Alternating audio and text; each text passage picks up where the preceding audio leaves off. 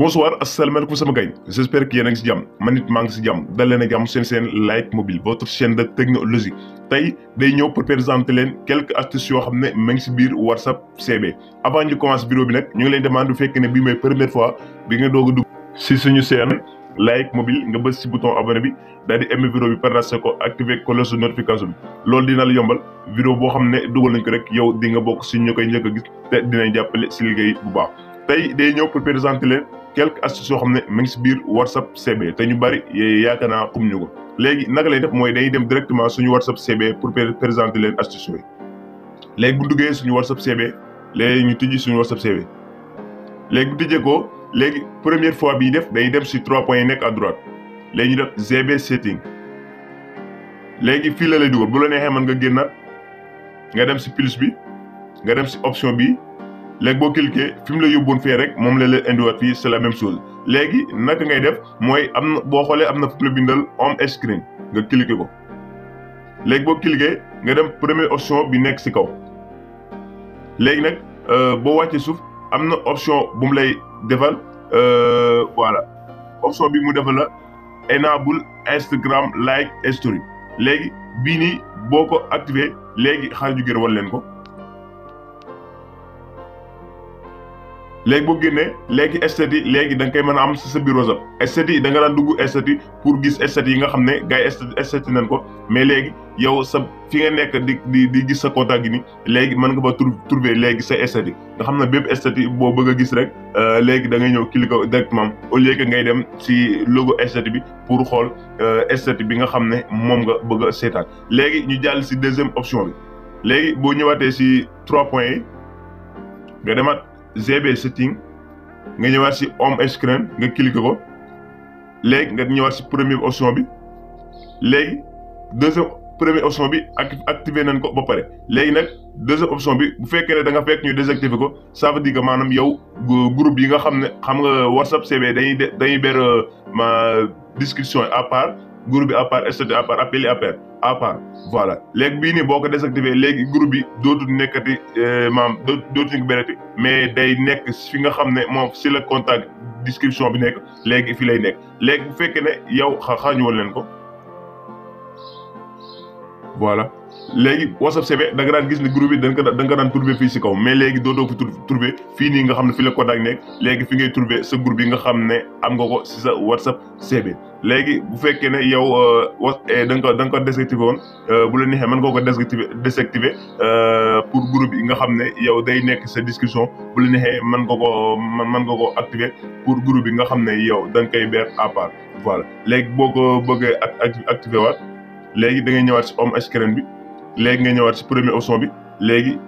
nga laajte nga boo ko activé léegi automatiquement léegi groupe bi dañ koy ber léegi dootul jaxasoo si nga xam ne mooy sa discussion bi mais nag bi yaakaar am na ñoo xam ne moo leen di arrangé parce que am na groupe yoo xam ne mën nañoo bokk si groupe yi bari yoo xam ne maam pour ñu ber ko donc moo leen arrangé mais bu jaxasoo dinañ bëgg a trouver groupe bi te duñ ko mën a gis am na ñoo xam ne lii moo leen arrangé léegi ñu dem si troisième option bi léegi am na fu mu la bindee set my name voilà léegi bii boo ko cliquer léegi xaar ñu woon leen ko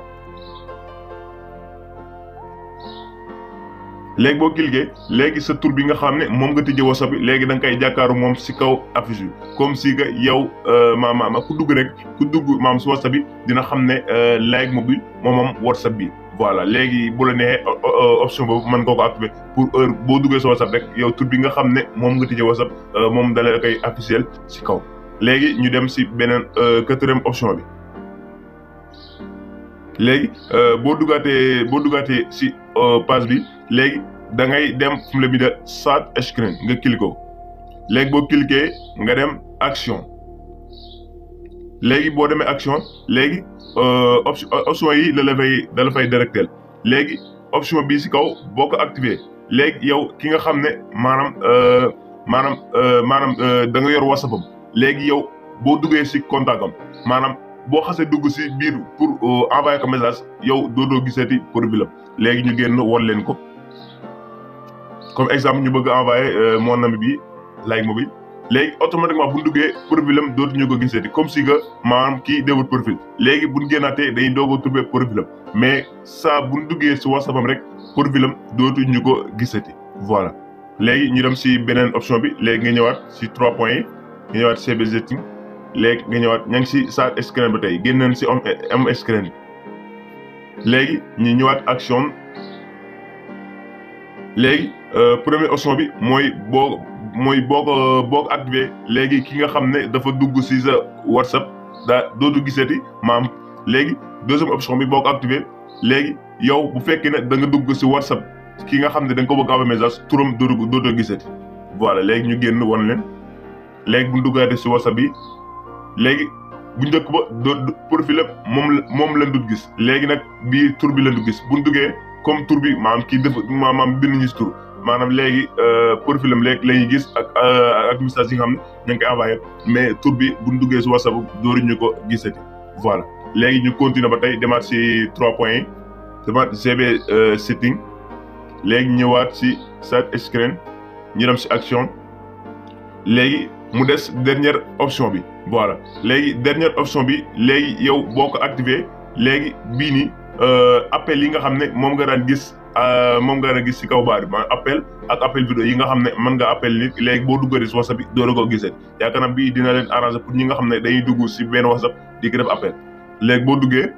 bu ñu duggaat si WhatsApp bi léegi voilà léegi appel yi nga xam ne moom la daan trouvé fii léegi dootuñu ko trouvé léegi duñ gisee di tur bi léegi appel yi nga xam ne moom la daan trouvé pour bu ñu neexee ñu woo appel léegi kii mënatoo ko woo appel parce que appel yi yow da nga koo désactivé mais nag bu la neexee tamit mën nga indiwaat bu la neexee ngay jàggal tur bi daal di dindi appel bi parce que am na ñoo xam ne dañuy jekk dugg si benn WhatsApp di ko jéem a woo appel mais léegi yow fekk activé woo ko sa bopp rek kenn dootu mën a dugg si benn WhatsApp di jéem a woote appel voilà. léegi nag lii nga xam ne wax nañ ko fii yëpp maanaam astuce yi nga xam ne tey jox nañ ko fii maanaam yow bu fekkee ne da nga ko bëgg a appliquer waat sa téléphone da ngay topp étape par étape pour nga bañ see rater dara pour comprendre lépp loo xam ne rek